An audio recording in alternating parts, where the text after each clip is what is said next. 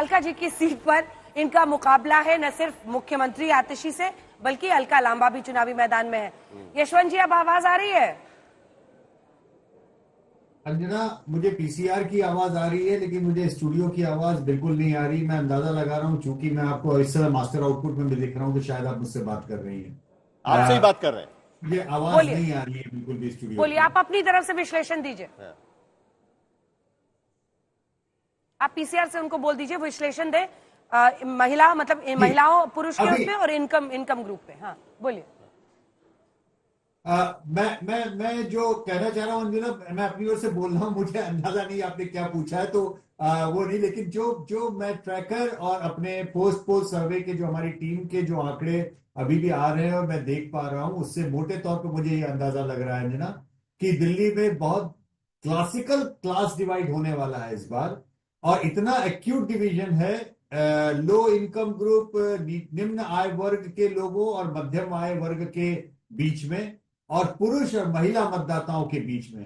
जब मैं डिवीजन की बात करता हूं या पोलराइजेशन की बात करता हूं, तो अंजना उसका मतलब ये नहीं है कि 2-4% का गैप है। ये पहले होता था तो लगता था कि बड़ा अंतर है, अब डबल डिजिट्स के गैप आ रहे हैं और दोनों ही तरफ जैसे लगता है कि दिल्ली दो खांचे में बट सी गई है, ऐसा लग रहा है। एक तरफ बॉटम ऑफ द पिरामिड है, जिसमें कम आय वर्ग के लोग, झुग्गी झोपड़ी, जो दिहाड़ी मजदूर और मुस्लिम मतदाता, और ये एक तरफ हिस्सा है। दूसरी तरफ मध्य वर्ग और उच्च मध्य वर्ग वाली दिल्ली है। तो ये दोनों दिल्लियों में दो फाड़ हो रखा है। जेंडर डिवीजन इतना भयंकर आ रहा है कि वो हमने ऑब्जर्व नहीं किया है उस तरीके का लंबे समय से। पुरुषों में बहुत क्लासिकल लीड बीजेपी की आ रही है और महिला मतदाताओं में बहुत जबरदस्त लीड आम आदमी पार्टी की आ रही है। तो दिल्ली का जो इसकी वजह क्या समझ में आई? क्या इससे आगे भी आप लोग बढ़े? ये जो फॉर्म 2100 का भरवाया गया था, वो वजह है? मुफ्त यात्रा भी एक बड़ी वजह है महिलाओं के लिए। आपको क्या समझ में आया सर? मुझे लगता है कि जो हम लोग ने कारण पूछे हैं लोगों से कि उन्होंने, जिन्होंने आम आदमी पार्टी को वोट दिया या जिन्होंने भाजपा को वोट दिया, उसमें महिलाओं के मुद्दे पे 2100 और 2500 वाली स्कीम का एक योगदान जरूर था, लेकिन उतना बड़ा नहीं था। जो मुद्दा महिलाओं के लिए काम किया लगता है वो मुख्य रूप से आपकी मोहल्ला क्लिनिक वाली योजना और दूसरा बस के स्कीम, बस के पत्री पास, वो ज्यादा काम की है। लेकिन जहां पुरुषों का सवाल है, पुरुषों में एक तो स्वाभाविक सी बात है, आम आदमी पार्टी की छवि जो बिगड़ी शीश महल और बाकी कंट्रोवर्सी के, लेकिन असली जो झुकाव उनकी ओर हुआ अंजना, वो लास्ट के 3 दिनों में हुआ बजट के बाद में। बजट होने के बाद में मध्यम वर्ग का जो एक क्लासिकल स्विंग और स्विच हुआ है, इनकम टैक्स, उसका असर 67%। यशवंत देशमुख जी, आपको फिर बीच में टोक रही हूँ, लेकिन 67% मिडिल क्लास है दिल्ली में।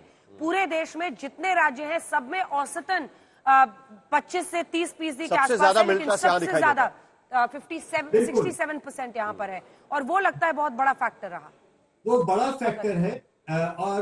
लेकिन बीजेपी की समस्या दरअसल ये रही है कि महानगरों में, खासतौर पे दिल्ली में, जो ये मध्यम वर्ग नाम की चीज है, जो मिडिल क्लास नाम की चीज है, ये ड्राइंग रूम में बैठकर यशवंत देशमुख और रंजना ओम कश्यप को जरूर बताता है कि हम ये करेंगे, लेकिन वोटिंग वाले दिन पांव में जो है 5-5 किलो के बाटे डाल के घर में ही बैठा रहता है। तो यशवंत जी, मुझे एक सवाल पूछना है आपसे।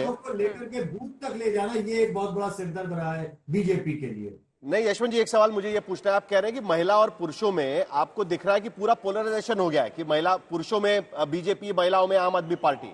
लेकिन ये तो 2020 में भी हमको दिखाई दिया था कि किस तरीके से महिलाओं ने बढ़कर आम आदमी पार्टी के झोली में वोट डाला हुआ था।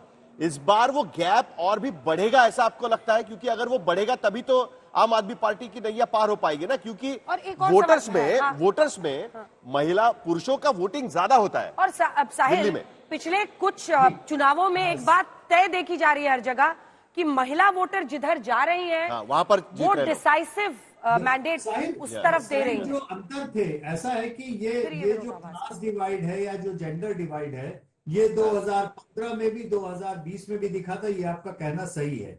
लेकिन उस समय नॉन क्लास वाले हिस्सों में भी, मिडिल क्लास में भी, बाकी जगहों पे भी आम आदमी पार्टी की जबरदस्त लीड थी।